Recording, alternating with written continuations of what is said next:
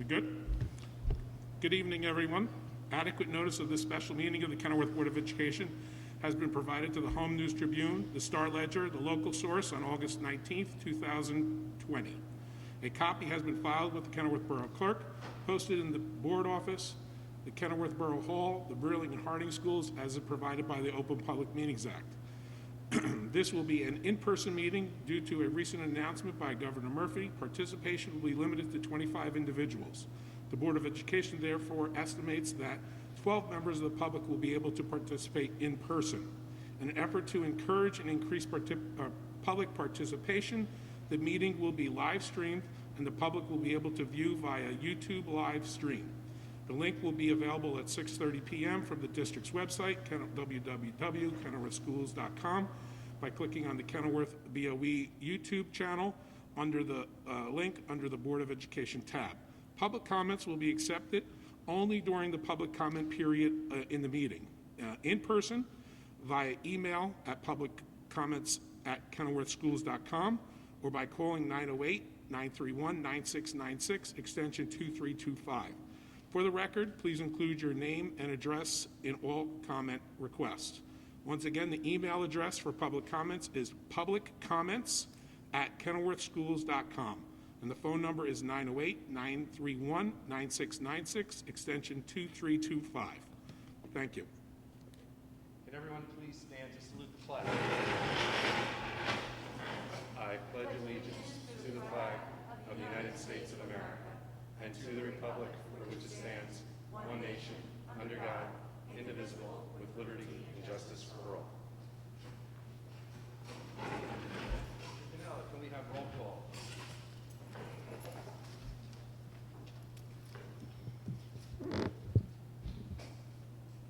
Biner.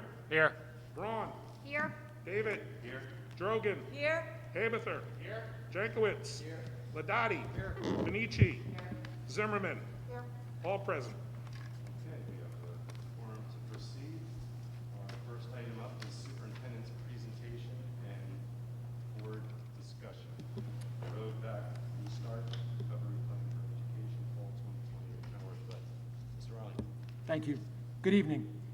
Before I begin, I'd like to apologize for the sound quality of our August 10th meeting caused by a series of technical difficulties. I take responsibility for that. I apologize. We've pieced together the audio from that night, and you can find the full presentation on our YouTube channel. My presentation from the 10th was a snapshot of information that I excerpted from the full collection of reopening materials we've posted on our website and that we've shared in emails throughout the summer by way of fact sheets, FAQs, superintendent correspondence, and principal updates. The path to reopening has been a long process, and every time we think the path is defined, another hurdle appears. Kenilworth's administration and our teachers and union leadership have been doing our best to navigate. Part of this navigation has included listening equally to people who want in-person instruction and people who want all remote instruction. This spring, the state directed us to go remote, and we did.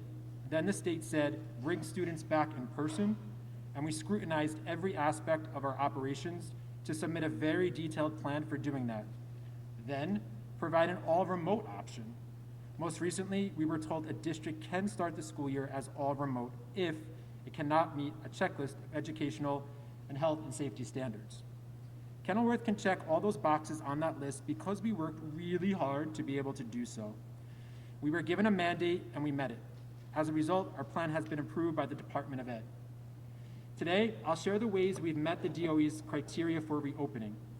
My intent is to use the presentation to subsequently open up a space at the board level for a conversation that goes beyond the DOE's checklist. 70% of our community's parents are geared up to send their children back to school. That is one data point to consider when the board weighs in on whether we should return to school.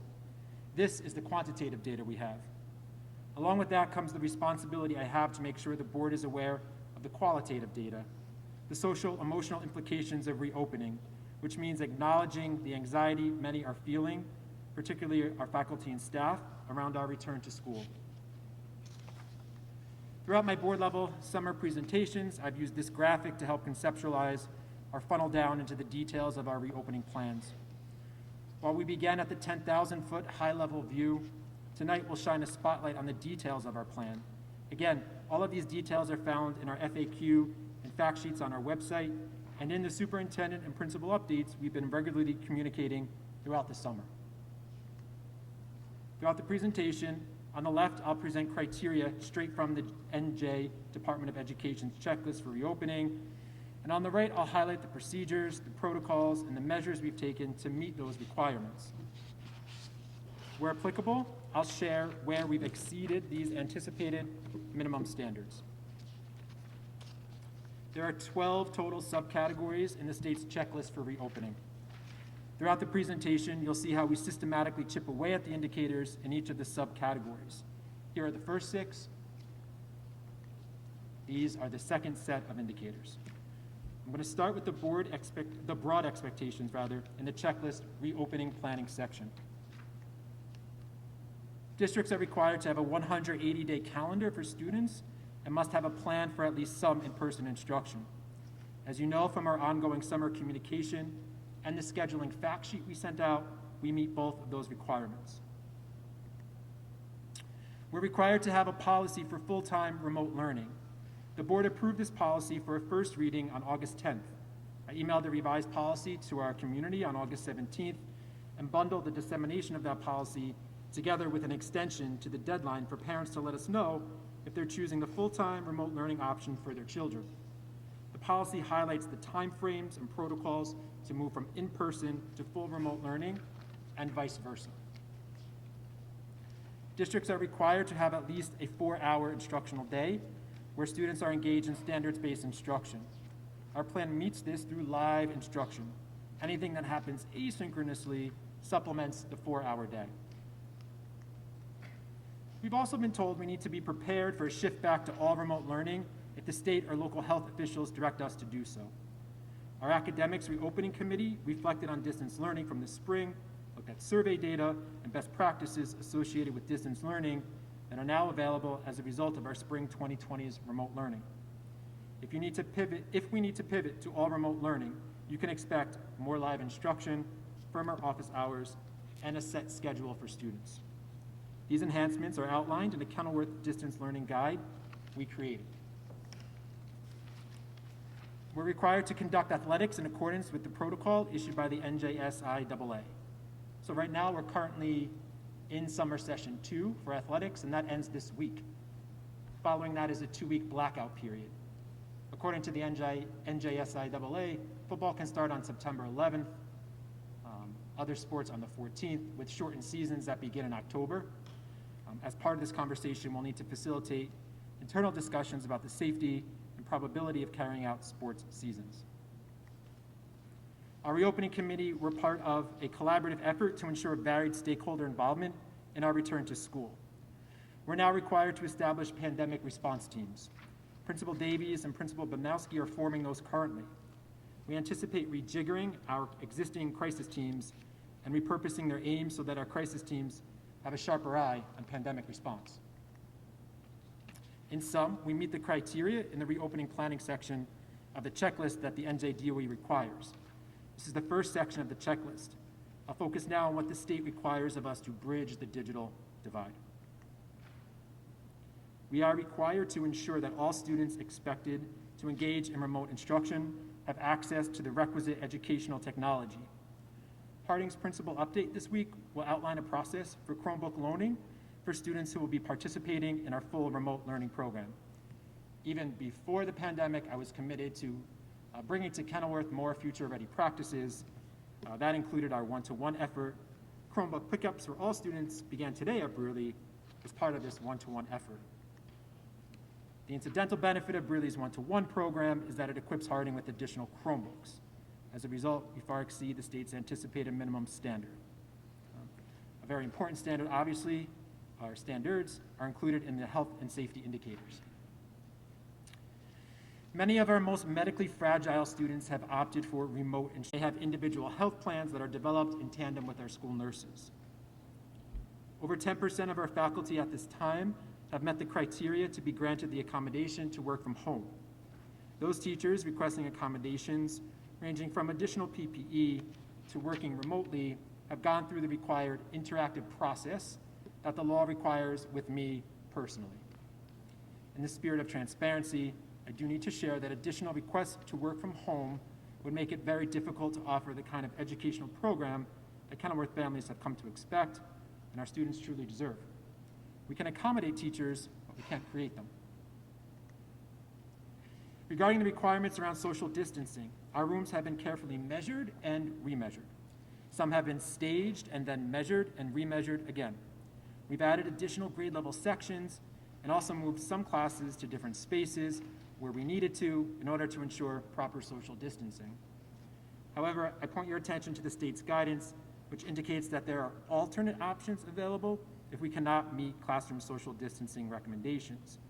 These include turning desks in one direction, which we will do for all classes, or having students sit on only one side of a table. To better visualize what this new classroom setup might look like, here's a picture of a staged second grade classroom. Here's a picture of a high school classroom with some members of the leadership team who were serving as students during a technology demo we were participating in the other day. In therapy rooms or in other spaces where additional PPE may be used, we're installing safety equipment such as these plexiglass barriers. Since we can't share books or manipulatives, we found workarounds. In grade levels where manipulatives are critical, students will need their own personal manipulative toolkits. In the younger grades, I know some teachers will be encouraging play boxes so that students bring in and take home their own toys for recess. Science labs will look very different. We should expect perhaps a heavier reliance on virtual science labs. Last week, in the space carved out for superintendent news in the principal's weekly August updates, I included a newly developed fact sheet on indoor air quality in our schools. That information was also posted on our website with our collection of other critical fact sheets. In case you missed those, I also shared this information in last Friday's Friday folder. You'll see on the left that the DOE's requirement for air quality includes language like maintain and adequate. Our kids, our teachers, our staff deserve more than adequate conditions. Here's an area where we exceed the minimum standard.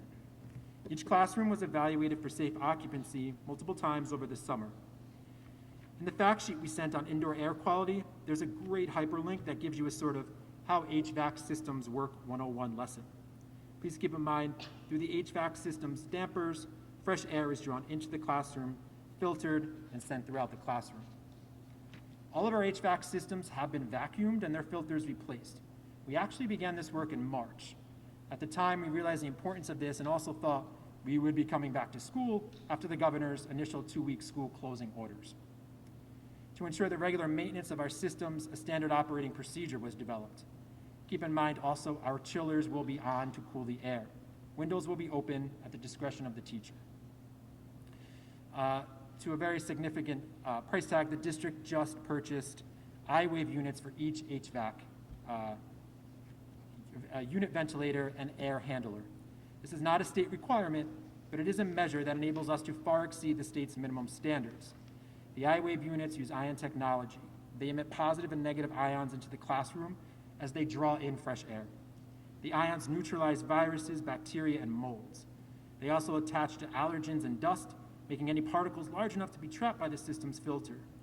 The improved air quality, air filter efficiency contributes to a healthier environment. Our stock of personal protective equipment is beyond sufficient based on foresight, early ordering, and contracting with multiple vendors.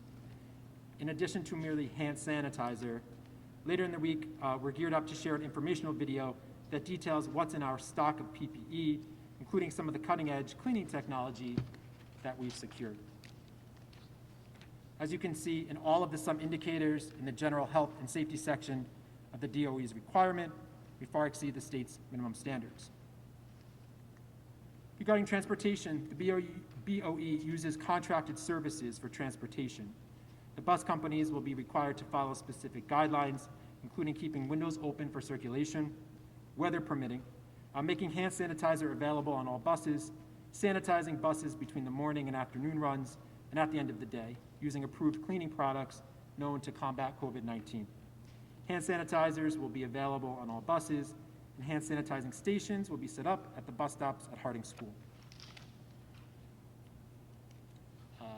A lot of information has been sent to me about why the decision to have pre-screening checks before students come to school. So this is something right out of the CDC and New Jersey Department of Health guidance. The CDC doesn't currently recommend universal symptom screenings be conducted by schools for a number of reasons, including that they fail to identify some students who have COVID infection. They'll identify only that a person may have an illness, not necessarily COVID, and a host of other reasons that we've linked and sent out to parents. As a result, pre-screening checks will be conducted using a portal in Genesis for this daily assurance at Brewerly, and use a paperwork system at Harding, and for teachers in the opening weeks of school. In a few weeks, we'll transition to a system we're actually currently working from the company Frontline, which is the same system we use now to record staff absences. Harding students will be cohorted throughout the day, staggered stalls with staff and students during the opening days of school, keeping in mind that the first 3 days of school for students at Brewerly Middle High School will be all virtual to facilitate conversations like this one. Next, as part of tonight's review of our Restart and Recovery Plan, I'll dig into screening, PPE, and how we'll respond to possible COVID-19 cases. Face coverings are required for students. I ask parents not to underestimate the practice that may be involved in building students' endurance for wearing face coverings. My wife and I are practicing with our own incoming kindergartner, and my own personal experience is it is not that easy. We find ourselves actually relying on some of the tips that Kenilworth's Department of Student Personnel Services put together in their guide that we sent out last week, entitled How to Help Transition Families Back to School. Can be maintained.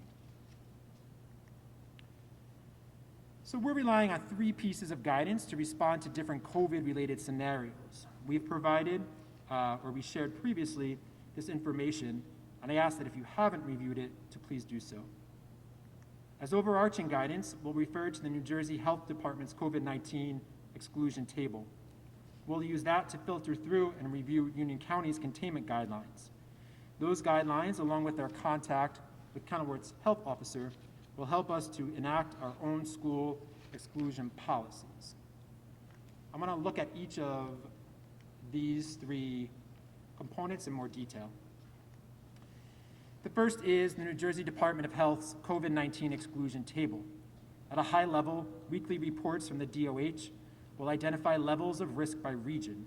Union County has been designated part of the Central East region, along with the counties Middlesex, Monmouth, and Ocean. From there, we'll need to use and follow these containment responses. This guidance directs the set of moves we will make if we encounter a confirmed or probable case, or a case of reported symptoms or close contact. If you're keeping up with our district communications, this will look familiar to you as we release this to the public in a recent update. Finally, here's the information from our school nurses you've seen and that we vetted by our school physician. You'll see that we're requiring clearance from a doctor for several COVID-19 related scenarios in order to return to school as part of our exclusion procedures. Parent and community education is an important component of our Restart and Recovery Plan. The biggest learning from that education is that if children or adults are sick, they should stay home. We'll continue to alert the school community of these expectations in an ongoing manner throughout the year. Having recently completed coursework and professional development myself in contact tracing, I'm versed in the process. However, the district will only support the contact tracing process. Our local health department will lead contact tracing efforts. The district will assist by identifying close contacts and working in tandem with local health department. The guidance from the Kenilworth Health Department, with guidance from the Kenilworth Health Department, the district will be responsible for notifying parents and staff of close contacts. The local health department's contact tracing team then begins their work. We rely on them as part of a team to direct the process. A critical prong of our reopening work is our facilities cleaning practices. Custodial staff members have been trained in enhanced cleaning and disinfecting techniques. and will thoroughly clean classrooms before school starts each day. Extra care will be taken with high-touch areas such as handrails, doorknobs, and bathrooms. Additional custodial staff will be hired to clean these areas throughout the day. The district has purchased hydroxyl air processing units, electrostatic disinfectant sprayers, HEPA filtration vacuums, and misting surface disinfecting systems, all of which are designed to combat COVID-19. A critical tenet of our facility's cleaning practice is that it will be responsive to changing needs. But what will not change is the commitment we have to execute our rigorous cleaning procedures with fidelity and in accordance with best practices. Lunches will not be scheduled as part of the school day. Even with staggered schedules, our school buildings cannot accommodate lunch within social distancing guidelines. However, all students will have access to grab-and-go meals.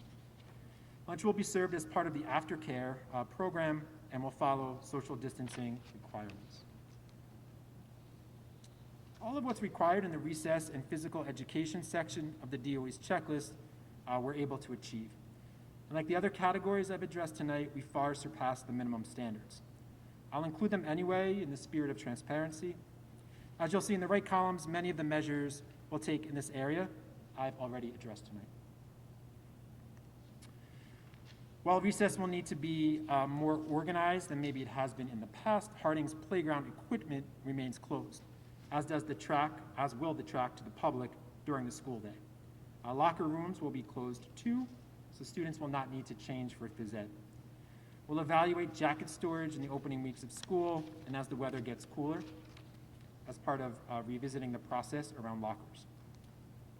You can learn more about activities should happen in person and which should happen virtually. Realizing that now, more than ever, kids need to be part of a community and feel a sense of belonging, we'll look to build social emotional learning opportunities for kids through extracurriculars. Finally, until further notice, our buildings remain closed to external organizations.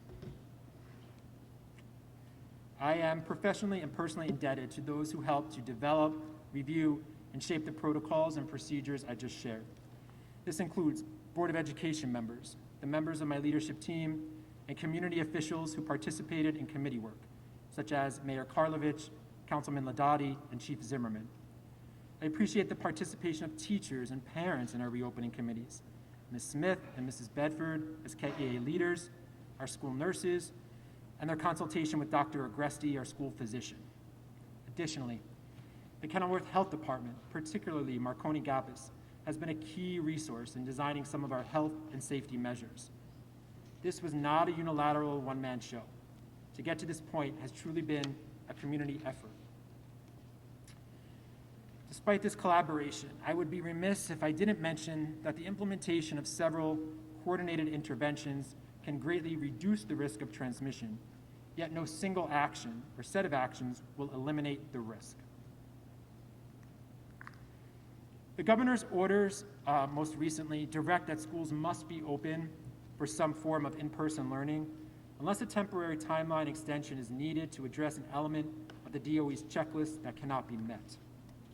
We were told to figure out how to open schools based on the DOE's checklist.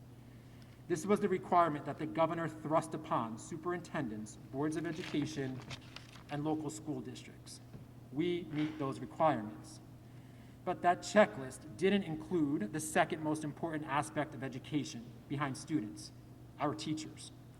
Faculty and staff members can rightfully present information and request accommodations based on their personal circumstances. That's their entitlement. We believe at this time, if teacher requests for accommodations do not significantly increase, we can assign staff to cover all of our classes, both held in person and those offered remotely. From an administrative standpoint, Kenilworth can welcome students back to school. An administrative standpoint, though, might not be the only point on which to stand.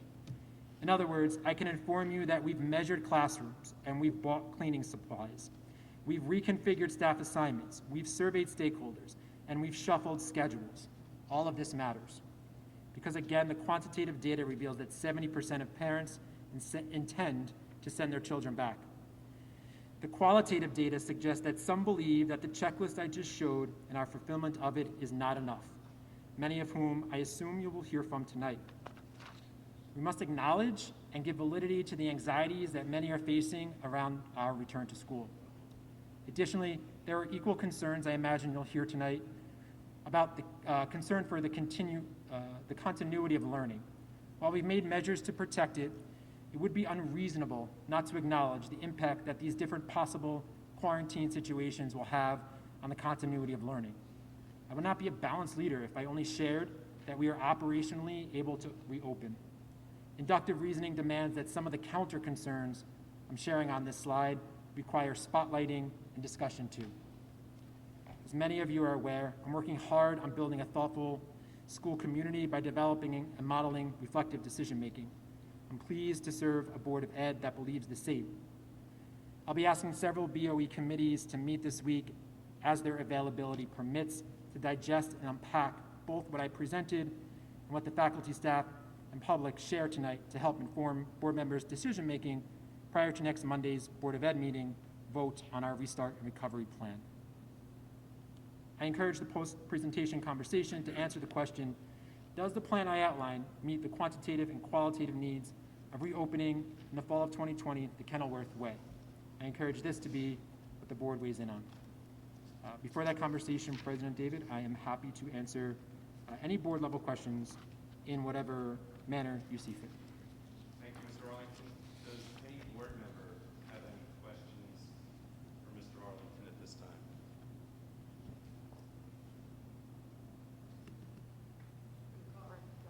Mr. Ladati?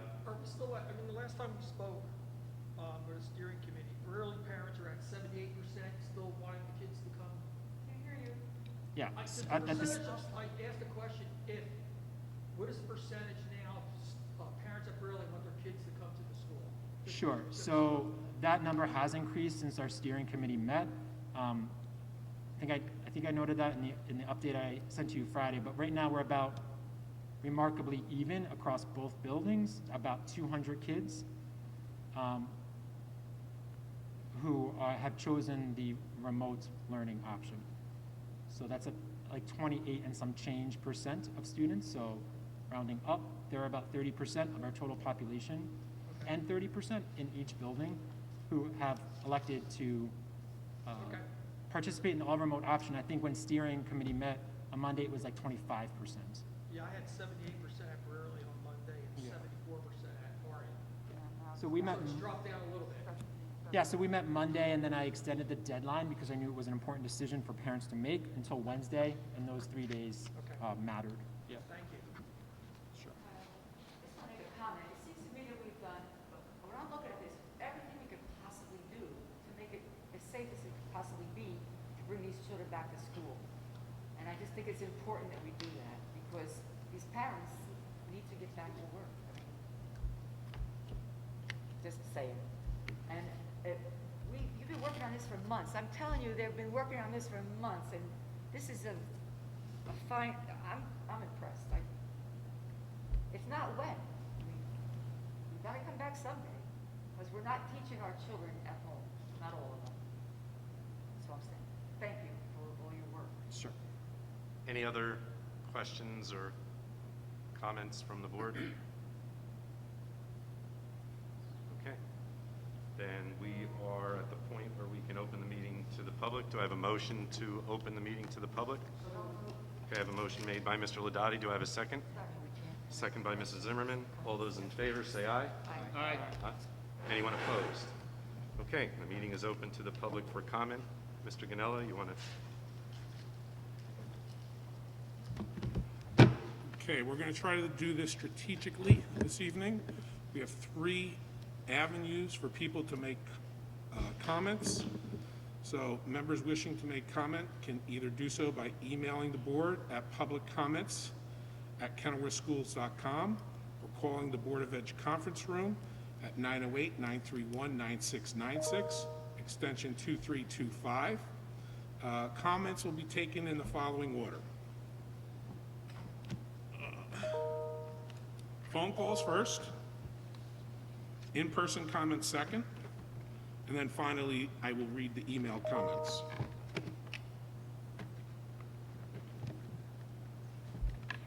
Okay, So now there is approximately a 20-second to 30-second delay between the phone, or between the live feed and what you're actually hearing, so we'll just wait a couple minutes and see if someone calls in. When I say minutes, I mean like 30 seconds. And then we'll just test it, and I'll ask one of the members of my staff to call in just to make sure everything's working, if we don't get any phone calls.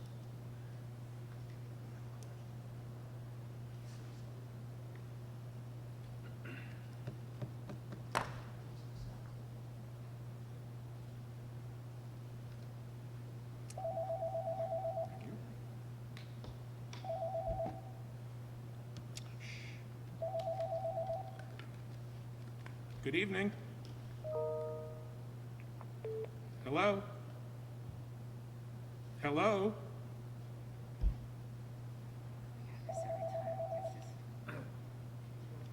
Hello?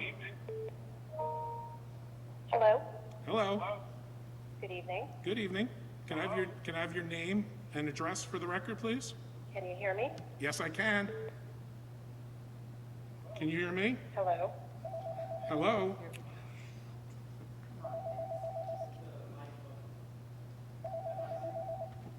Hello? Hello? Hello? Hello? How are you? Hi, good, how are you? Good. Can I have your name and address for the record? It's Alessandra Benacchi, and it's 8 North 9th Street. Okay, and can I have your comment, please? Absolutely. I have some questions regarding remote instruction and the availability of Chromebooks. Is it one per student who is remote or one per family? And then in regards to the simultaneous instruction, what training have the teachers received on this? Because obviously this is something that, is new to everyone. So specifically, what have they received training on when it relates to simultaneous instruction? And have they actually had the opportunity to real live test it with, doing a mock lesson of having, students, per se, perhaps other teachers in the classroom and at home logging in as if they were remote learners? Okay. So the way we're gonna work this is, tonight we're gonna take your questions. Mr. Arlington will address those questions specifically and get back to you personally, and also we will be posting by the end of the week an FAQ of all the questions that we hear this evening. So, thank you, Mrs. Thank you. Okay, thank you. Have a I good night. appreciate it. Bye-bye. Okay, have a good night. You too. Okay, we're waiting. I know a couple people were calling in. I saw their names on call waiting, so if you want to give us a call back, appreciate it. This isn't like Howard Stern. I don't have a producer where, next phone call, please. We need to hire a producer. Yeah.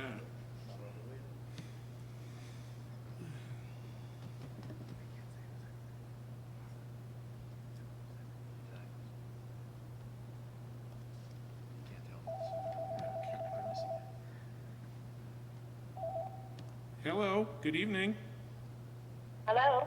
Good evening. Can you hear me? Yes, I can. Can you hear me? Yes, I can. Okay, can I have your name and address for the record? This is Janice Marsili. I'm a teacher at David Brearley High School and Middle School. Hi, Mrs. Marsili, how are you? Good. Good. What can we do for you this evening? Well, I just want to say that apparently the association has been told that in order to achieve adequate ventilation for COVID mitigation, we have to give up temperature control, and that the level of effectiveness in temperature control that we have had before will not be able to be maintained. But I think it's important for us to finally speak up and educate the board on just what that level of effectiveness has been, because it seems that we'll have to sacrifice comfort for safety. But the board should know that there really never has been a level of comfort, and the staff, out of respect for our physicians and in support of our district, has not spoken up until now. For almost 20 years, the HVAC system at Brearley has had severe issues. When it was installed, it was intended to be a state-of-the-art computer-controlled system, but the temperature has never been able to be maintained uniformly. Some rooms are invariably hot while others are freezing cold. 1 week during the winter of 2019, my room temperature ranged from 64 degrees, which I was told was a legal temperature for a classroom, to 52 degrees. I have 2 of the original radiators still in my room, which are non-functioning and empty, but were never removed. Inside of them, only a piece of sheetrock separates my room from the outside. I stuff blankets under them to keep the wind and cold out. I have repeatedly asked for this to be addressed through the years, but all that's been done is to put some great stuff spray foam along the areas that are open to the outside, which has not done much. One of my radiators is continually breaking down, and after repeated and unsuccessful attempts to fix it this past winter, it was turned off by maintenance for a long period, making my room unbearably cold for days. We were moved to the auditorium, but that's not going to be possible now due to COVID, and it will undoubtedly happen again. Often in the warmer months, our rooms become incredibly cold, and our requests to have the air conditioning turned down are ignored. We are told that the system is run by computer, and that when it senses heat, it pumps out more cold air, which is why we're not allowed to open the windows. I was once told that I had caused the freezing temperature in the room by seating my students too close to the radiator so that their body heat had prompted the air conditioning to go on, and that opening the windows has the same effect.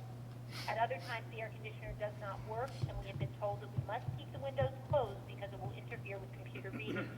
If all this is true, I'm wondering why we are now going to be able to open the windows. The association was told that the system would not be able to handle HEPA filters, with the example being given that it would be like trying to blow through a washcloth as opposed to the present filter, which is like trying to blow through a Kleenex. It seems that we are now going to add ELF, the ionizers, which have been questioned for both their efficacy and their safety, to an already barely functioning system, and opening the windows, which will also prompt the system to work even harder. I'm wondering if this HVAC system has been inspected for functionality by any agency other than our own staff. The temperature problem exists in many of the other classrooms that I've taught in, which is almost all of them. It is a widespread problem that is not prioritized, for which the teachers are often blamed. We have been repeatedly told, sometimes in writing, that we cause the issue by placing things on our radiators. A photo was even published in correspondence with the administration showing a ridiculous amount of books, binders, and papers on top of one radiator, which upon immediately examination by the staff can be found in every room in the building. It's hard enough for our teachers and students to work in rooms that are so uncomfortable, but to be continually blamed for the problem is intolerable, especially when the office areas are always kept at not just bearable but comfortable temperatures. Now it's not just our comfort, but our lives that will depend on this effective system. And I'm wondering what has been done to address its inadequacies. Thank you, Mrs. Marcelli.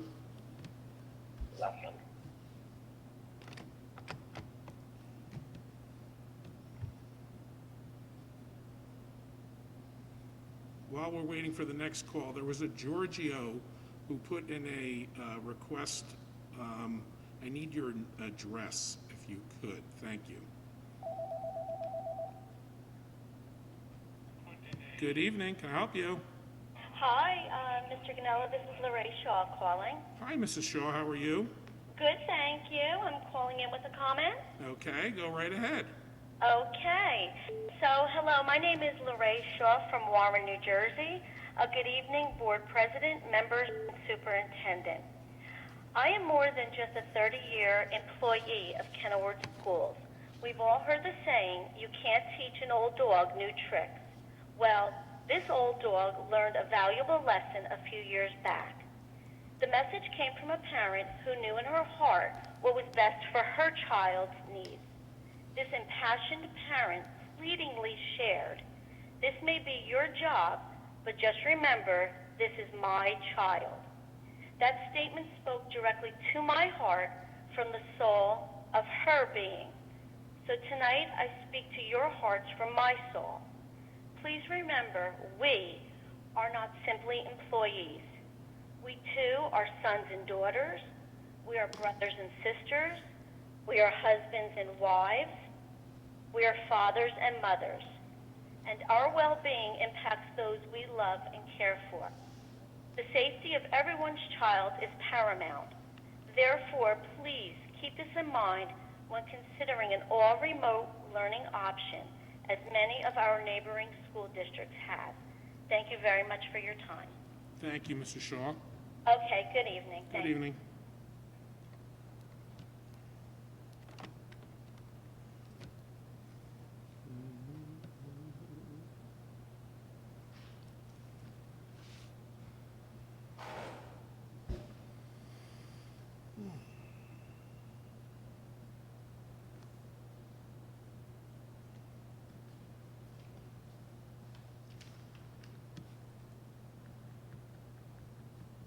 pregame song?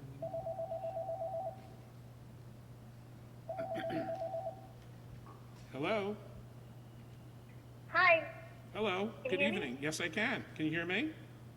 I can, yes. Okay. This is Cindy Dunham. Hello, Mrs. Deneau. How are you?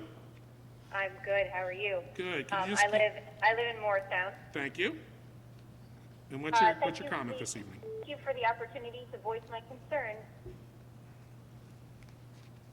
Okay, go right ahead. Sorry, to voice my concerns about returning to in-person instruction. I am not convinced that it is safe to spend 4 to 5 hours, 5 days a week in my classroom with up to 17 students. Recent studies published in July and August by Massachusetts General Hospital, Massachusetts General Hospital for Children, Harvard, and the JAMA Pediatrics all show children can carry very high viral load counts, even if they are asymptomatic or show minimal symptoms.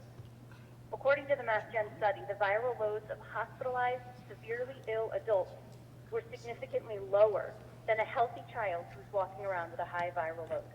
While children are less likely to become seriously ill as adults, they can still spread infection and bring the virus into their homes. Returning to in-person instruction will have extensive consequences on my family and many of the families in the district. Because of my potential exposure, we will have to pull back from our outdoor visits with family and friends. My children will not get to see their grandparents, celebrate family birthdays, or potentially even celebrate our winter holidays. We cannot risk losing a family member, a beloved parent, or a beloved grandparent because I brought home COVID. And what about me? What will my 7-year-old Maggie do and my 18-month-old Kate do if mommy gets sick? What if I'm too sick to take care of them? Or God forbid, what if I die? Quite simply, there are too many unknowns and way too many risks to open our schools to in-person instruction at the moment. Thank you. Thank you, Mrs. Deneau. I do have your email, too. I will include that in the public record of the Board of Education as well. Thank you, and have a good Okay, night. thank you. Vincent? Yeah. Before we get another call or something through, I got a message from someone saying that they're having some difficulty hearing this at home.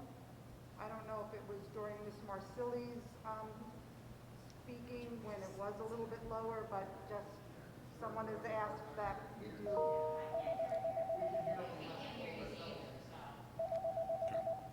I don't know if you have a microphone that's amplifying up there. I'm We could trying to put the mic closer to the phone. Good evening. Hi, this is Monica Jerkowitz. Good evening, Monica. How are you? Good, how are you? I'm Good. Stuart Harding and I live in Cranford. Okay, and what is your comment this evening?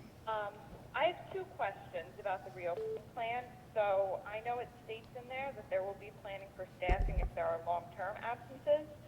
But what I would be interested to know is what has been done to tackle the substitute problem that we're going to face on a daily basis. I know last year we often did not have enough subs, and special area teachers and BSI staff were frequently being pulled to cover other classes. Now with this coming year, a new model, some of the specials are going to be virtual. Basic skills staff, a lot of them have been reassigned to other classrooms, so there is going to be less of a pool to pull from. And it's also reasonable to assume that we're going to have a smaller substitute pool and most likely many more teacher absences than we're used to seeing. And we also are not able to combine classes if we don't have enough teachers because that would violate social distancing rules. So I would like to know what the district's plan is going to be when inevitably there is a day when we physically do not have enough adults in the building to staff all of our classes, and how many substitutes have been confirmed that they will be willing to come into work. Okay. So that's my main concern and question. And the second one that I have is before and after care students. I know from working this program, it's a mixture of all different kids in all different grade levels in, different rooms together, and they're going to be potentially transmitting germs to children in other cohorts. So how has this been included in the contact tracing system that these children will be mixing among all different cohorts for potentially 5 hours a day from 1 to 6 o'clock when they're in aftercare? Okay. Thank you very much. Thank you. Have a good night. Yeah. You too. Bye-bye. Was it any better for you guys to hear? No. I mean, I don't know if it's going to help, but you can Maybe in Come up to the those seats, you can move up. front row. I mean, You come up to the front row. It's only 5 of you.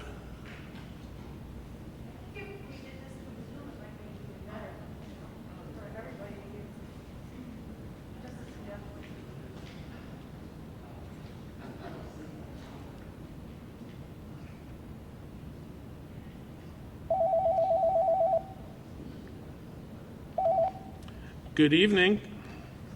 Good evening, Mr. Ganella. It's Megan LeConte. Hi, Megan. How are you? I'm good. I am from Old Bridge, New Jersey. Okay. And what's your question this evening or a comment, Megan?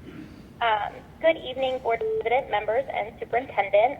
My questions are about our current reopening plan. I would like to know what the expected timeline for how long contact tracing will take within the town once notified by the school. Currently within the state, cooperation with contact tracers is only at about 50% according to the data on the state website. How will this lack of cooperation affect the school's ability to accurately trace and isolate all cases of COVID-19 emerging within the school? While I understand that you cannot speak to the health department's capabilities, our two fates are currently determined by each other. And on a personal note, please remember that while I may be just another teacher in the district, I'm also a wife, a mother, a daughter, and a friend. Sorry.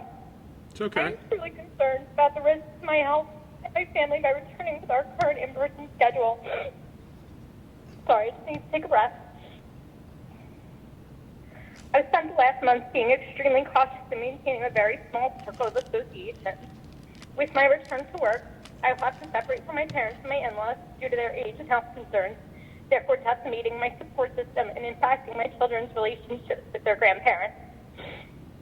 I understand that there are no easy choices or answers in this ever-changing situation and appreciate all of the hard work that was put into our school's reopening plan. But please consider taking more time before reopening our schools to keep the children and staff safe. Thank you for taking the time to listen to my comments tonight. Thank you, Megan. Have a good night. You too. Bye-bye.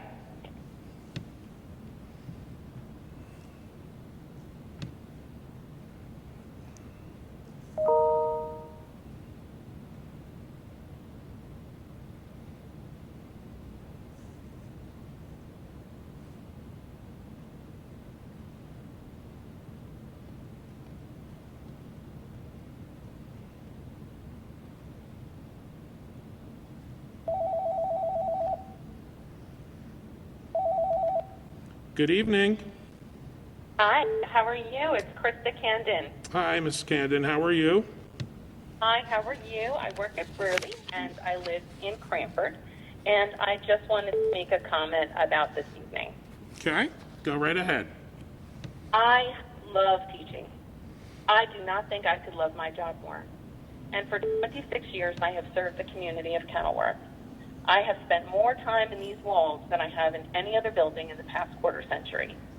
I have sacrificed much of my personal time, my summers, holidays, trying to create a warm and welcoming environment for my students. Sometimes the world does not roll out the red carpet for special education kids. I have taken pride in the fact that my classroom has been a safe zone for kids to learn and express themselves in whatever ways they felt most comfortable, knowing that it is always okay to be who you are. Your school should be a safe zone to learn boldly and with excitement. Each year, my life skills classes bake pies for Thanksgiving, cookies for the holidays, and perform job tasks for the building. This year, those events will be happening without my classroom. This year, my classroom has been deemed unsafe to use as it is an inside room with no windows. Although a loving creative space can be designed for children in another area of the building, the fact that any spaces in our beloved school building should be considered unsafe or ill-advised bothers me. It should cause all of us concern. In an attempt to get back to normal, I am reminded of all the things that make our students love school and miss it so much. Hanging their lockers in the morning, their friends, talking at lunch, walking slowly to class, hoping that that cute boy from geometry class will notice your new sneakers, high-fiving your friends when you've completed a project. All of those things will not be there. I am wondering if the absence of such normalcy will cause students more distress than comfort in these uncertain times. Although the argument that the students do not experience this disease in the same way as adults is still being debated among members of the medical community, what is not up for debate is the devastating effects it has on those it has affected. Teachers have always been expected to put themselves in harm's way in the event of an intruder, a fire, or other catastrophic emergency to keep our students safe. This particular enemy is unseen, unpredictable, and does damage long after it's encountered. I am currently feeling inadequate that I personally cannot shield them with more than a Lysol wipe and a paper mask, and I wonder if these efforts will be looked upon in the same way as hiding under one's desk during a nuclear air raid of the 1950s many decades from now. Only time will tell. In addition, this new threat will follow me home, potentially harming my child and my elderly parents. My family has been looking for emergency housing for me to separate from them in an attempt to keep them safe, a level of sacrifice never before asked of teachers, similar to the sacrifice of many frontline healthcare workers in March, April, and May. The situation is dire, and to keep students safe, families, and faculty safe is to continue distance learning until students are truly safe to return to their buildings. Although virtual instruction is not considered the ideal industry standard in many cases, you have very competent administrative staff that has offered many hours of instruction on enhancing virtual learning. You have a dedicated group of teachers willing to try new things to reach students safely at home, and we can address the concerns of the parents and tackle instructional challenges as a team to give the students the best opportunity for learning while keeping them safe. It is possible. I love teaching, and I will continue to serve the district in whatever capacity I'm asked. I will follow the suggested guidelines to keep them safe to the best of my ability. However, with all of the data pouring in from other schools and the ever-changing data about virus transmission, I am respectfully requesting that the Board of Education consider a virtual start to the 2021 school year in order to keep the faculty and the students safe from potential harm. Thank you. Thank you, Ms. Candon. Have a good night. Thank you. You too. Bye-bye. And so we need to try to keep these to 5 minutes. Well, I don't think any individually have been over 5 minutes, but maybe Ms. Marcellus. Hello, good evening. Good evening. My name is Lauren Van Orden, and I live in Elizabeth. Okay, Lauren, what is your comment? Hi, I'm calling because I also have concerns with the heating and air conditioning units in the building. I've been with the district going on 16 years now, and I have put in 37 work orders just on the HVAC unit itself because the temperature is inadequate on the second floor, especially with the afternoon sun coming around to that side of the building. I see on the ABCs of AC that was disseminated to the parents that it says that the air conditioning will be running in Kenilworth classrooms and that the chillers will be on, but that doesn't necessarily mean that the rooms will be adequate at an adequate temperature for the people in that room. And I'm concerned for the students and my colleagues because I know that over the years I have been able to have fans in my classroom because of a medical issue, but I know that my coworkers have not been able to. And the upstairs is it's touch and go. It's unreliable. And I'm just hoping that someone from outside of the district has been able to come in and inspect the unit to ensure that they're safe and that they're functioning properly, and I guess that would be one of my thoughts. I also had another question. I was part of the Health and Wellness Committee, and one of my concerns that I brought up was that the upstairs bathroom, the boys vandalized soap dispensers, and for years this has been happening. I brought that point up in one of our discussions, and I was hoping that it had been addressed, and I wasn't sure if it had been. So at least the boys can now wash their hands after using the bathroom. Yes, thank you. Thank you. You're welcome. Have a good night. You too.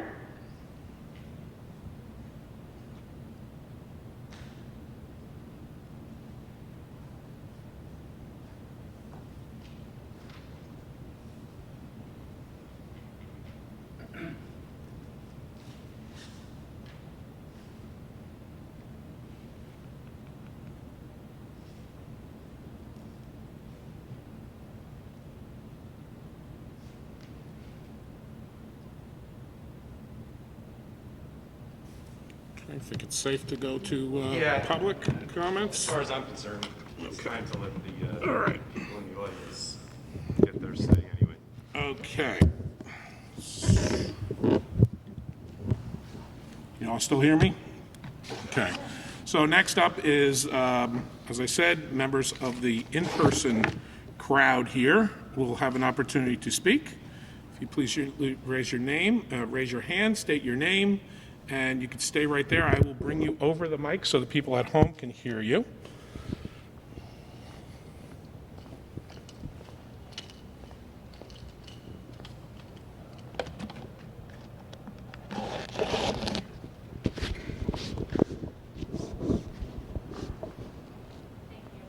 You're welcome. A little wet. That's okay. Got it. Yes. Hi, is this on? Can you hear? Not working. Oh, okay. Hi, my name's Nicole Rodriguez. I've been in Kenilworth living in Kenilworth for 32 years. And you don't need my address, right? Okay, good. I have a bunch of questions. I know you can't answer them today, but I'm hoping that during your FAQ, I'll get a couple of these answered. My first question was just how you guys are going to handle fire drills and lockdowns at both Harding and at the middle school, high school. So that was my first question. Also, does the district have enough substitutes to cover the teachers who may come down with symptoms? I know that, I worked at Brarely for 13 years, so I know that we had hall duties and bathroom duties. So I was a little bit concerned that some of these teachers might be pulled during their duty period to cover another teacher. And so that makes me a little bit concerned of the hallways and the bathrooms. So I was wondering how that was going to work, specifically at Brarely. Hold on. Who's going to be cleaning the desks in between classes? This goes specifically for Brarely because I know that they change classes more over here opposed to Harding, but I guess also for Harding as well when they go to gym. Another question too, specifically for special services that I haven't really gotten an answer to. If a student has speech services and OT and they are remote and they chose to do remote, will they be offering those services via Zoom instead of just putting activities on Google Classroom? So that's a big one for me personally. And also just a suggestion, if possibly your next BOE meeting could be done through Zoom. I know a lot of districts use it and up to 400 and something people can hear each other and raise their hand and talk, and it just seems a lot easier than what is being done right now. And that's it. Thank you very much, and thank you for letting me ask the questions. Thank you.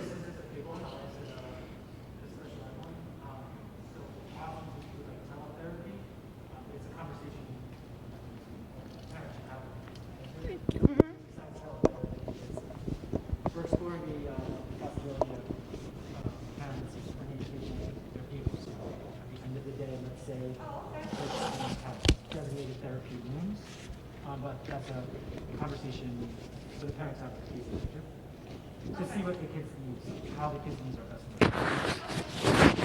met. Okay. Any other public comments?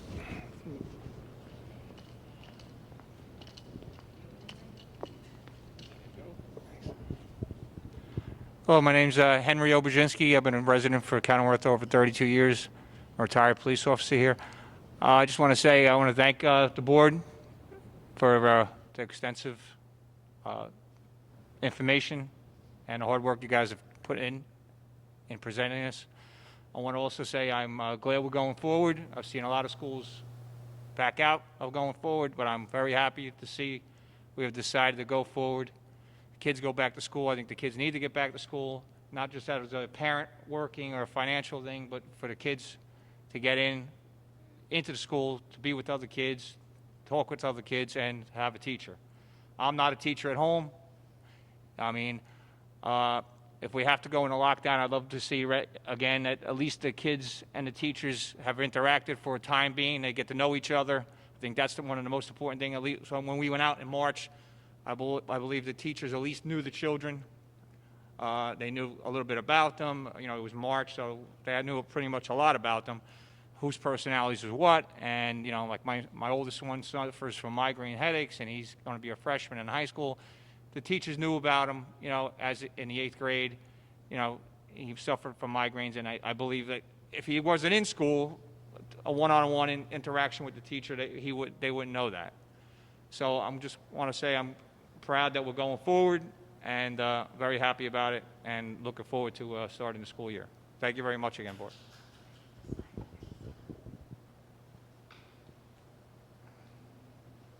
Thank you. Any other comments? Any other comments? Okay. All right, so next, I will start reading. We do have quite a few emails that I will start reading. Okay. Let's see here. This is from Henry Dykeman of Kenilworth.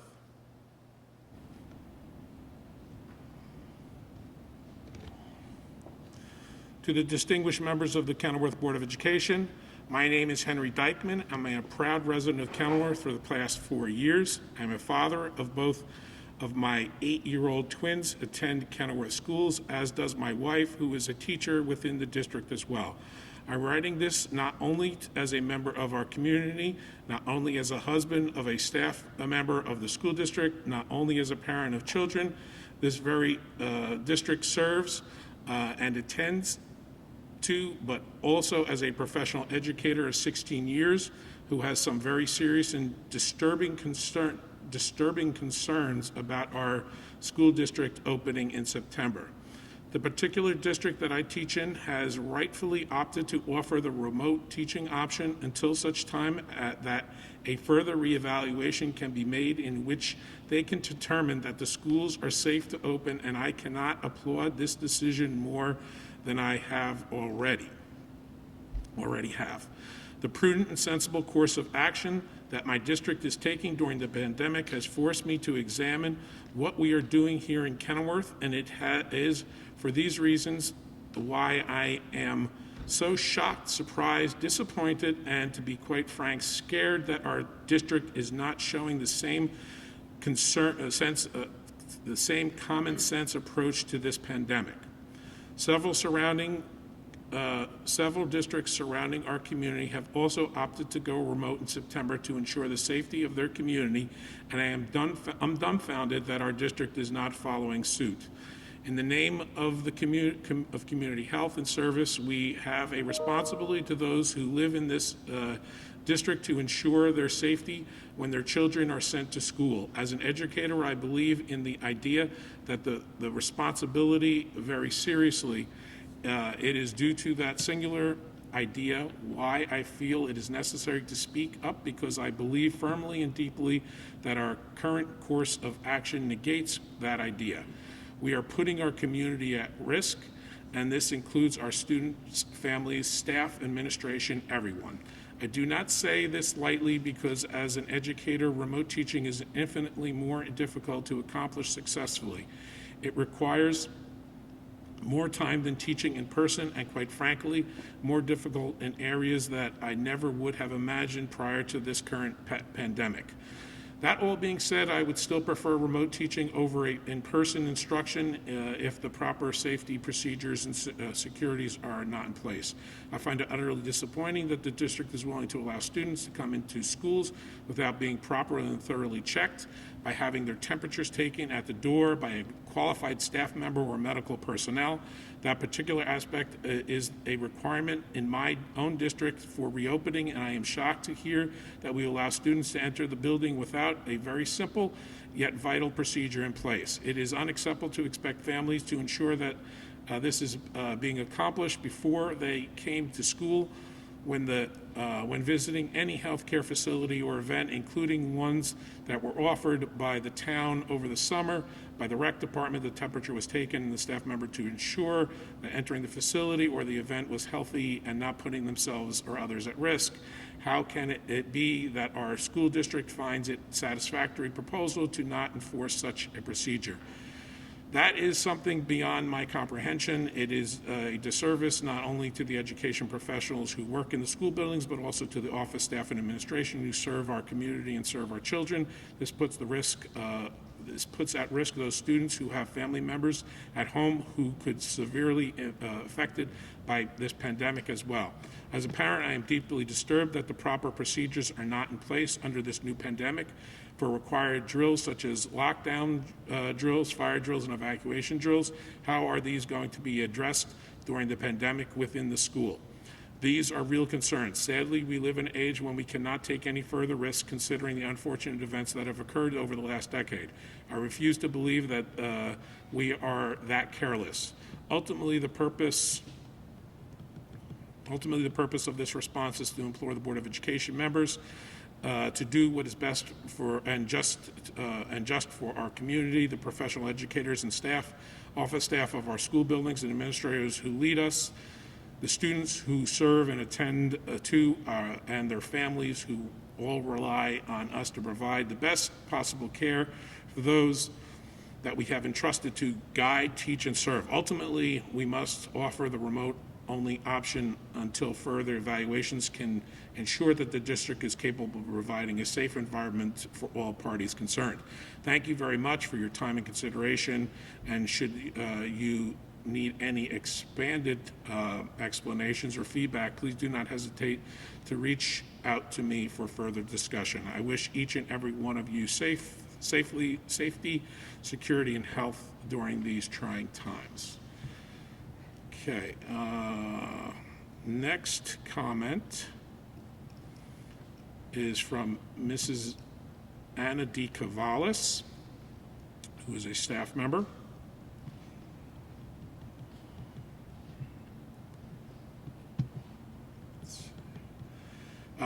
Many of the chiller heaters in Harding School blow out black soot dust. That has been an ongoing issue. What is the district doing to ensure that the air that comes into the classroom through the heating cooling units is clean and devoid of germs? Although each teacher may only allow one boy to use the restroom at any given time, what is to prevent students from the many classrooms using the restrooms from converging and hanging out in the bathrooms? This negates the benefits of keeping students in one classroom or one cohort or pod. Okay.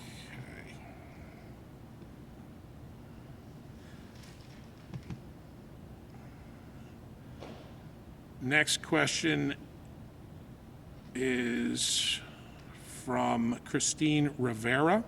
This information should have been provided prior to having to meet the deadline sending remote learning waiver. Okay. Next is from Mrs. Laura Kaprowski. I would like to question the research done on ionizers.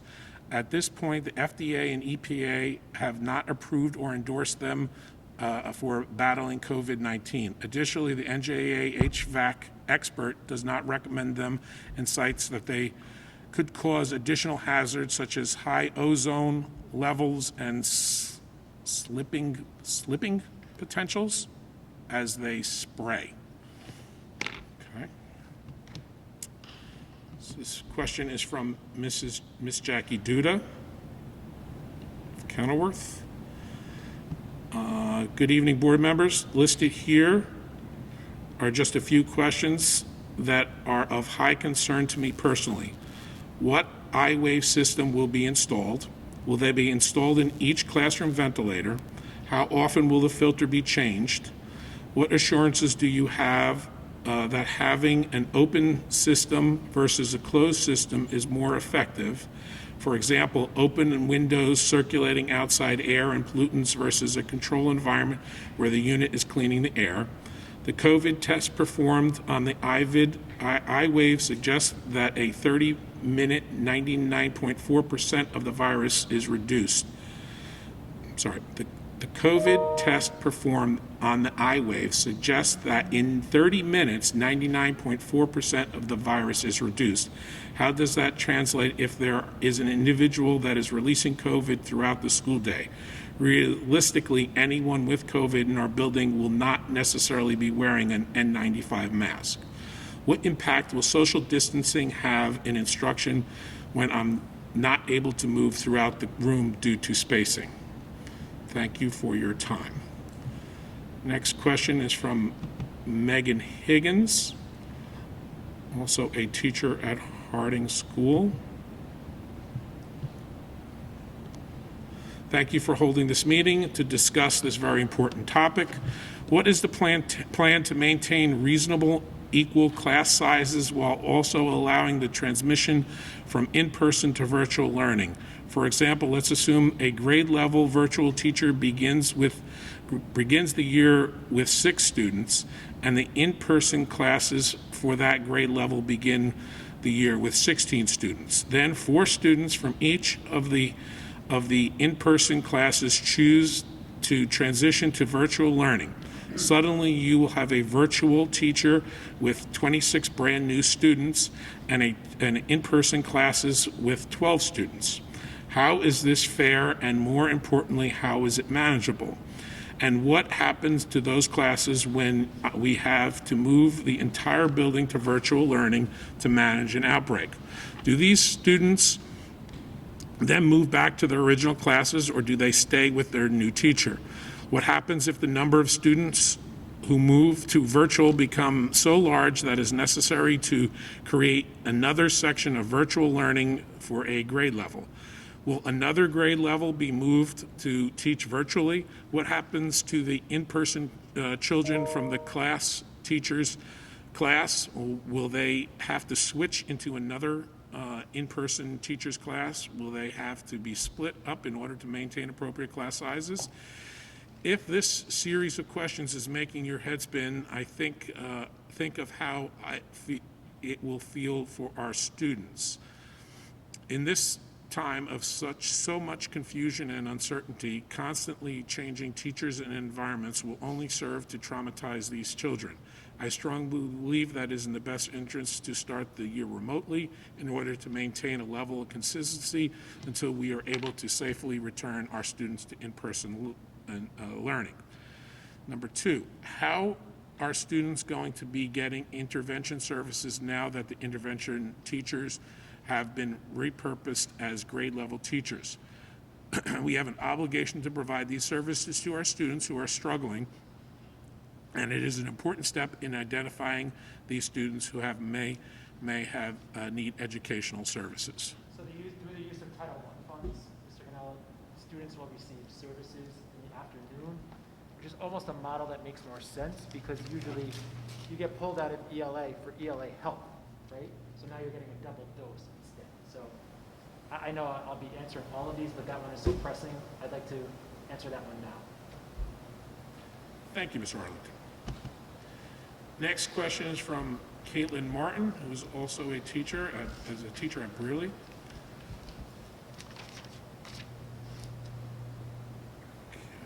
I am entering my 7th year with the district this upcoming year. I currently live with both of my elderly parents, one of which is disabled and in a wheelchair. Many of you probably know my father and see him riding around town and probably shook his hand on many occasions. I take care of him while I'm home, as well as my mother. Both of my parents are 69 years old with their own health problems. If I get sick, I am sure I could fight it and be okay. However, the second it enters my home, I am now putting my family at risk.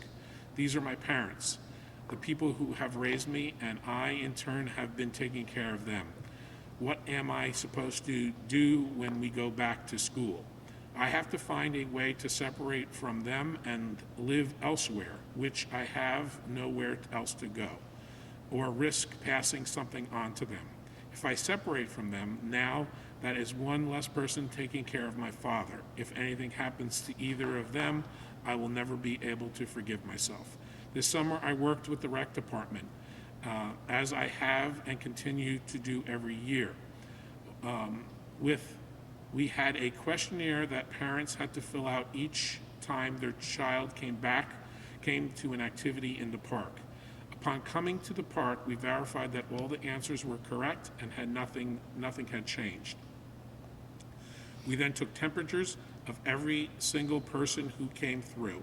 If their temperature was elevated, we sent them home. Lastly, we physically gave each person hand sanitizer before they came in. We could not risk any staff or families being infected, and made sure we took these measures each and every time, regardless of how many people we had a day. It was time-consuming, but that guaranteed the safety of everyone involved.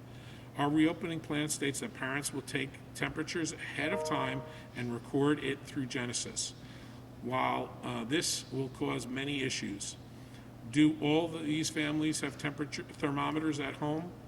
How are we ensuring that they are taking temperatures before they come in? Will they forget? There are too many unknowns, and the ball is in their court in order to keep the rest of the Kenilworth school community safe. It is unfair that we are putting this extra responsibility on the parents and essentially entrusting them to keep us and our families safe and protected from this contagious virus. The plan we have in place is unfinished. I do not feel safe going into the building with the current plan we have. There are many missing components that still need to be looked at.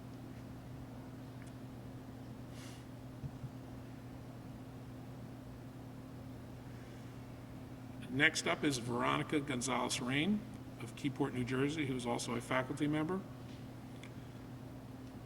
What are the guidelines being used for determining the number of people, students, and teachers allowed in the classroom? When are 14, 16, or 20 allowed? I have a class of 20 plus me. Although the number seems unsafe to me, the setup of the desks in some rooms seem illogical. It is not logical to have students' desks up against a smartboard or chalkboard, rendering them useless, or in a corner where the view of the board is not visible. More course is available in this situation illustrated above. Next question is from Gina Folgar, a teacher at Harding School. The district is not scheduled for student lunch because of proper cleaning, distancing, and proper airflow, much like the reason why indoor dining is not allowed in New Jersey at this time. At Harding, how does working snack fit into the mold? If students are in classrooms being allowed to unmask and eat inside, how is that different from indoor dining? This is especially worrisome for rooms where windows cannot be opened. We are in a state where indoor dining is still such a gigantic concern. On top of the concern of unmasking for a snack, students and staff will be in the classrooms for 4.5 hours a day.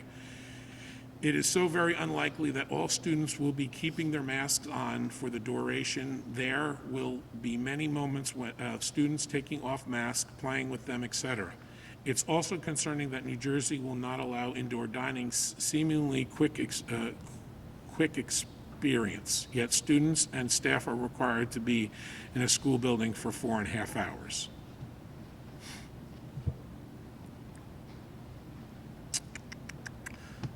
This comment is from Cindy Perez, a teacher at Brearley. I've been a teacher at David Brearley High School since 2007. I have worked through many schedules and procedures over my years within this building. I have crafted my curriculum to suit all. That being said, I have a few questions about how we will reopen. Do we have the supplies that we ordered last November? Where are they, and when will they be in our classrooms? As of today, I had none. Will we be given disinfectant to clean the tools that must be reused from last year?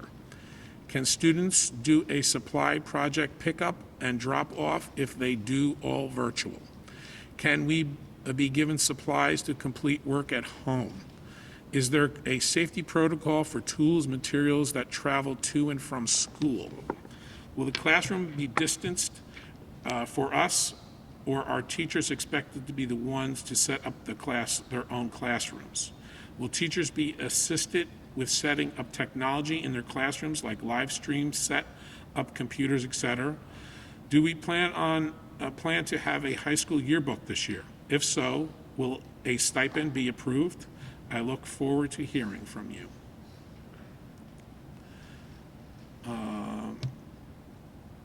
Let's see.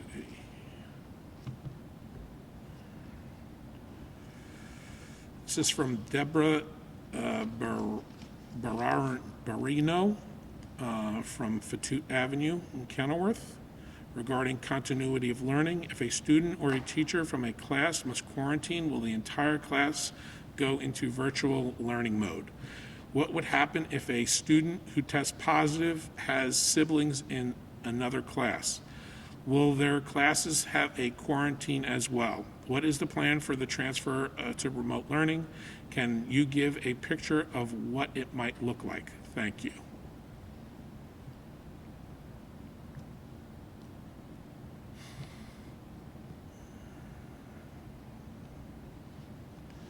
This is from a question or a comment from Andy and Christine Rivera of Kenilworth. What actions have been taken to mitigate the transmission of COVID-19 on surfaces? As you all know, kids touch everything. How can we be assured that 10 minutes after cleaning that a potentially infected child or faculty member doesn't touch the same surface, and now here's a potential to spread the infection? How can something like this be sustainable with people inside the schools for hours a day with so many variables of potential spread or of infection? An HVAC system and regular cleaning only go so far. What are the plans to sustain a safe environment in this regard? Why are we relying on parents to do a pre-screening? If it is a known fact that parents will give medicine to their children prior to coming to school to mask a fever, what is the point? Also, why wasn't the special meeting held prior to the deadline of a full remote waiver? There's more, hold on. What are the procedures for vetting substitute teachers to ensure that they have not traveled to areas affected by the travel ban? How do you ensure that they are properly quarantining? Okay.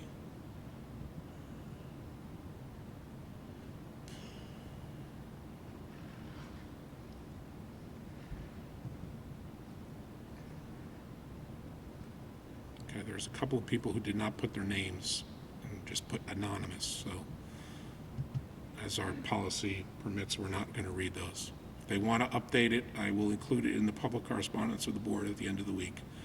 Dale Sona from Greenbrook is a teacher at Brearley. Good evening. I hope everyone and their families are staying safe. September and parts of October can bring extremely hot and humid weather. Some days temperatures can reach 80 to 90 degrees. I have been teaching in the district for a long time and have utilized many different classrooms in the building. The students are always complaining that it is too hot under normal circumstances, which can have negative impact on learning. When we put a work order in due to unbearable temperature, I am told that computer reading says it's 72 degrees. However, I have thermometers in my classroom and I have infrared gun that says it's 80 degrees. This condition is not bearable for extended periods, especially with the mask mandate and guidance that windows will be open. I think the district should consider going virtual at the start of the year due to heat alone. How are students and teachers expected to be in a classroom with the windows open and masks on and learn effectively without overheating and maybe even passing out? Other districts have been made the decision to go virtual in the first marking period, known that their HVAC systems are not up to par. I think we should highly consider fully virtual learning until classroom temperatures are bearable. This decision would also give the district more time to finish preparing for live learning and inline health guidelines. Also, what type of masks are teachers and students supposed to wear? Research now says that the gaiter type of masks are ineffective. I know we are installing iWave in the vents, but if someone coughs in the far right corner of the room, some droplets will hit my entire population of students and myself. Are students allowed to take off their masks to drink water, or do they have to go to the hallway? I believe that's it. That's it. Okay. Next question is from Nicole Bellino. She doesn't have an address. I just want to know what the protocol is for a child has an IEP and they want to now take their child out of district and go to a school that will be in person, or to do a micropod so they can get an in-person education. Do they get the money that was given to the school for the year if the school decides not to open? My son needs to be in school. It's detrimental to his education. Signed, a very concerned parent. Next question is from Grace Ann Griffin, who's a teacher at Harding. School buildings have been deteriorating for years. Many classrooms do not have AC or windows that open. How are we ensuring proper ventilation in these spaces? The secretaries have plexiglass separating themselves. Are teachers getting plexiglass to ensure their safety?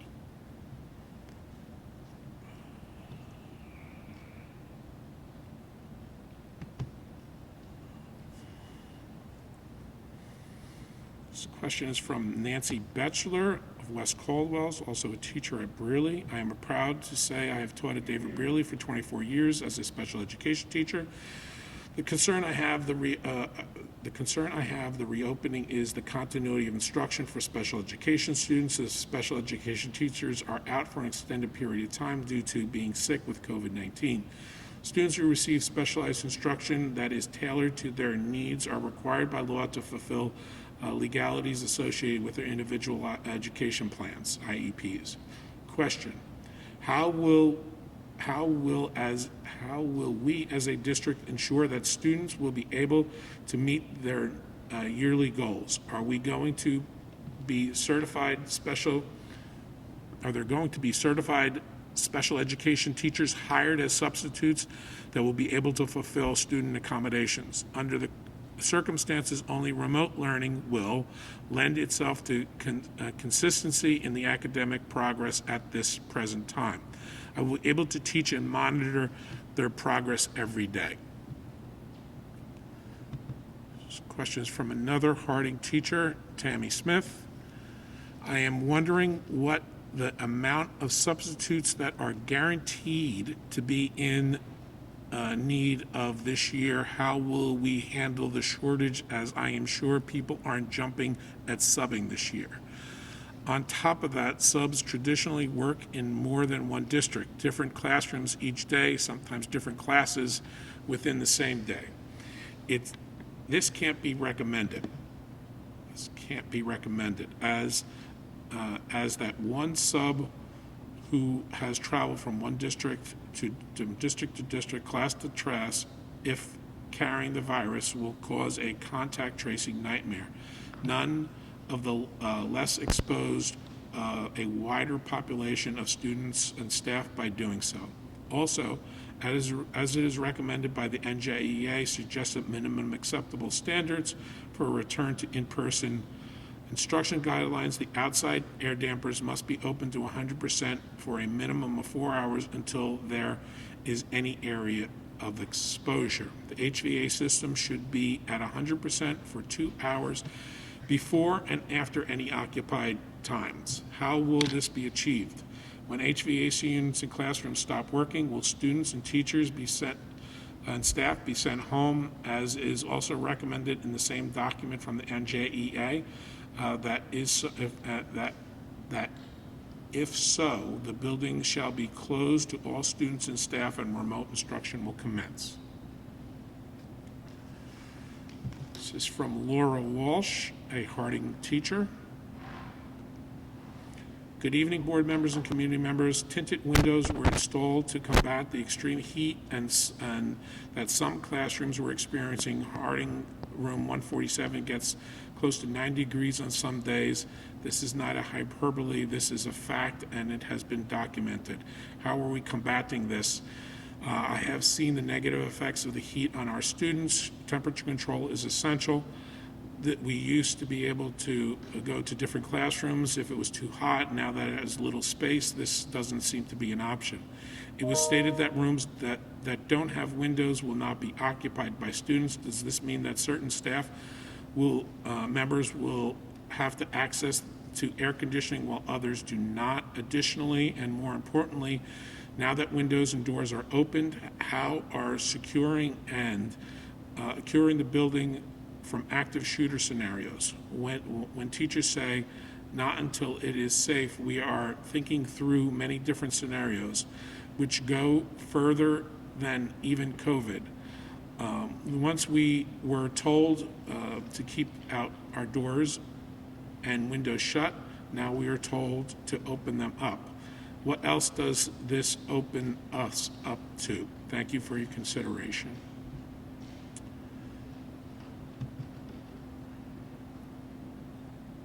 This question is from Lisa Burns of Kenilworth.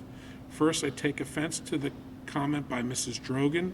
I do not rely on the school district to babysit my children.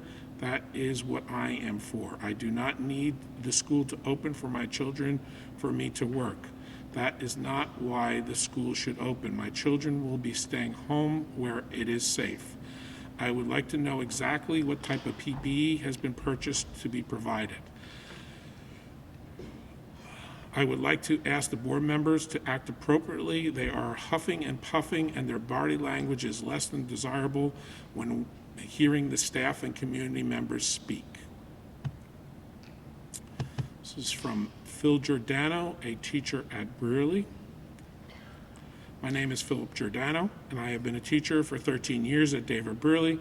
My comment is that I want to make sure everyone understands how serious this disease actually is. I lost my grandmother to COVID in March. My fiance lost her aunt. We were not able to see them in the hospital. They died alone. We were not able to go to their funerals. This situation simply isn't safe for not only those in the school, but the families that they will go home to.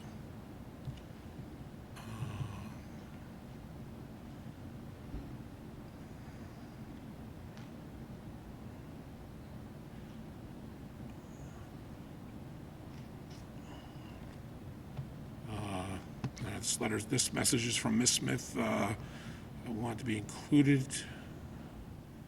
I want to include my name and email at my address, just in case the school email doesn't count for that.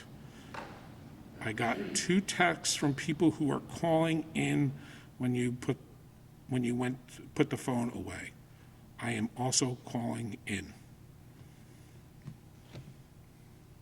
We're not opening up again, are we? Okay. If anyone wants to make a public comment, I will again address it to public comments at kenilworthschools.com. I will be sure to send that to the board with their weekly correspondence. Okay? So I guess we could have a motion to close the public. Do I have a second? Second. Okay, motion made by Mr. Ladati, I think second by Mr. Havether. All those in favor, say aye. Aye. Is anyone opposed? Okay. That doesn't mean you have to leave yet.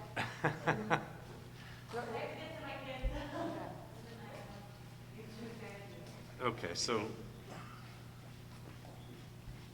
despite what Mr. Ganella had announced earlier with regards to answering questions, we did have a significant number of questions this evening, and we certainly can't expect to have all the answers tonight, but to the extent that there's any quick answers, Mr. Arlington, that you might have at this time that we can put out there, I know that many of them need a lot more thought and potential research before we could respond, but again, if there's anything that you I feel. prefer to be thoughtful in my response, and I'll look to get those out. Okay. Okay. All right, so we do need to go into closed session tonight for the purpose of attorney-client privilege. We will be calling into Mr. Gagliardi. So if we have a motion to go into closed session? Just a question. So the decision, what we're going to do is held to the 31st after we digest all the information, or is it tonight? 31st, Okay, thank you. yeah. All right, so I have a question that was incited by one of the questions that came in. Just one? Only one. Just kidding. And a statement based on some audience behaviors. But anyway, the question was, when we had our committee meeting last week, when we were going over the steering committee, it was presented that the class sizes were going to be around 14 as a max. And if I heard correctly, one of the comments came in from a teacher saying that they had a class of 20 plus themselves. That would make 21 in a room, that we were under the impression we were dealing with 14 in a room. So I don't know if that teacher was incorrect in their understanding of their class size, or if things have changed. Yeah, I don't know. I mean, if she had 20, if that individual had 20 in the room, they would have 40. I have to fact check that, but if she had 21, that means she would have a class of 42. Right, Impossible. Why would she have a class of 42? because it's A-B Because it's cohort double. and Burley. Because if she is a class of 21. Right. Am I right? She's Yeah. a class of 10 and 11, Yeah. because they're meeting on A days and B days. Her roster might be 20, but she wouldn't Well, have that's why- 20, that's why I just they wouldn't wanted have some 20 students clarification. in the classroom at any one time. All right, that's why I just wanted some clarification on Yep. that number. Are the numbers, the 14 that the steering committee heard last Monday, or has there been some change because of more teachers being removed from the in-class Sure, so roles, or what? at Brewerly, the numbers are stable at around 14. Okay. There are situations where there are now so many students in distance learning in certain grade levels that it would be irresponsible for me to say you can have a class of 29 first graders when you're Right. learning to read. So now I have to take what was slated for one first grade, potentially, distance learning teacher, and make that 2, Okay. right? So then class size may go up from 12 to 13, let's say. Okay, for that So first. at Harding, I know parents are itching to know class lists. Ms. Higgins called in and proffered a lot of great questions, but that's why we're still not able to give the class lists, at least early in the week, because we do have to Ms. Higgins' point, be really mindful about those numbers. Right. So again, Ms. Zimmerman, I'll fact check the 21, but I'm thinking that's before the A-day, B-day split. All right, and then, the other thing was, like I said, not a question so much as a statement. When we had the steering committee meeting last week, one of the things we discussed was how-tos in keeping the children in compliance with the guidelines of social distancing, hallway passing, in the classroom, whatever the case may be. And I still have some concerns with that. Can we do that safely? Because for the children's sake, as well as for the adults that are going to be around. And as an example, tonight here we had 5 adults in the audience. 3 adults in the audience complied with everything the entire night. 2 adults in the audience, one got up and disregarded the social distancing and went over and spoke into the ear of someone else. 1 adult kept repeatedly taking their mask down, exposing their nose, and leaving it that way for 15, 20-minute intervals. These are adults who know what they need to do in a scenario and weren't following the rules. How is that going to trickle down with the kids? That's something that we need to think about. So before I entertain a motion, I did have one other question for myself. The steering committee met and we were advised had opted for virtual learning to start. Has that list changed significantly since the steering committee met? As of, I can't remember if this was Monday, Union, Roselle Park, and Springfield. Springfield came on after, Roselle Park came on after. Union, I think, had done it on Monday, but was not officially on the list at the time that we had the steering committee meeting. So there are, I'm gonna say approximately, because Vince and I get texts all day long from counterparts. Right. Who are about to change, aren't changing. It's about 12 in Union County right now that are opening fully virtual. And do we know what the total number of districts in Union County is? 21. That's got to be more than that, right? There's 21 towns. There's 21 municipalities in Union County, but that doesn't mean there's only 21 districts. Well, there's 21 plus VOTEC and services. Yeah, no, they have a district, they have their grammar school. Winfield has their own. Every municipality has one plus every county level. Wait, I'm hearing multiple people talking, please, one at a time. So I'm just saying, you're saying, just because other schools are closing, we should try to go forward even though we've done everything? I'm not saying anything. I asked a question and I expected an answer. That's all. I was curious.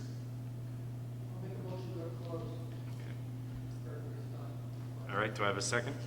Second. Okay, I have a motion made by Mr. Ladati, second by Mrs. Zimmerman. All those in favor, say aye. Aye. Aye. Okay. Anyone opposed? Okay, we're in closed session. Let me just read this piece of information here. Be it resolved, Board of Education, the Board of Education meet in private session from which the public shall be excluded to discuss the topics of attorney-client privilege, which private discussion is being held pursuant to Section 7B and 8 of the Open Public Meetings Act. The board is going to close executive session to discuss the matters above, but will not be taking any further action this evening. The board will adjourn at the end of the executive session. The live feed will terminate at this point, and we will not return. Thank you, and have a good evening.